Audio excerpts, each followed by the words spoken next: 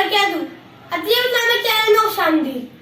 आज हम इस वीडियो में उस्ताद के एहतराम के बारे में बात करेंगे। उस्ताद का एहतराम हर तालिब इल्म का फर्ज है। मशहूर कौल है, बाअदब बामुराद, बेअदब बेमुराद। उस्ताद का एहतराम यूं तो हर माशरे में किया जाता है, लेकिन इस्लाम में उस्ताद का एहतराम बहुत ज्यादा है, क्योंकि उस्ताद हमें अच्छी अच्छी बातें सिखाता है, बुरी बातों से मना करता है। इसलिए शागिर्दों का भी फर्ज है कि उस्ताद का एहतराम करें और उनकी इज्जत करें और उनकी नाफरमानी से बचें। दीन इस्लाम ने इल्म हासिल करने को फर्ज करार दिया है, और ये बात भी जाहिर है कि इल्म की नौरानियत मुअल्लिम के वजूद से है। रसूल अल्लाह सल्लल्लाहु अलैहि वसल्लम भी मुअल्लिम थे।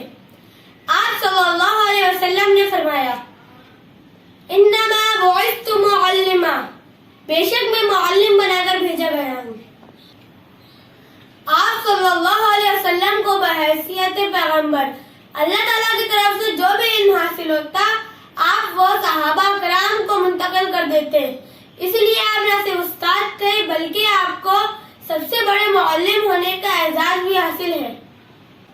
उस्ताद की तरबियत से एक अच्छा माशरा वजूद में आता है। हजरत अली रज़ी अल्लाह तआला अन्हु का कौल है, जिसने मुझे एक लफ्ज भी सिखाया वो मेरा उस्ताद है और उसका एहतराम मुझ पर फर्ज है। अच्छे उस्ताद का ये फर्ज है कि वो कोई ऐसा काम ना करे जिससे उनके एहतराम में कमी आए, बल्कि बच्चे खुद बखुद उनका एहतराम करें, उनकी इज्जत करें।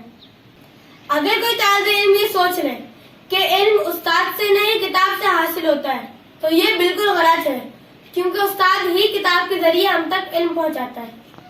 इसलिए अगर हम जिंदगी में आला मकाम हासिल करना चाहते हैं, तो हमें उस्ताद की इज्जत और उस्ताद का एहतराम करना चाहिए। अगर आपको मेरी वीडियो अच्छी लगी तो लाइक करें, सब्सक्राइब करें, शेयर करें। अल्लाह हाफ़िज़।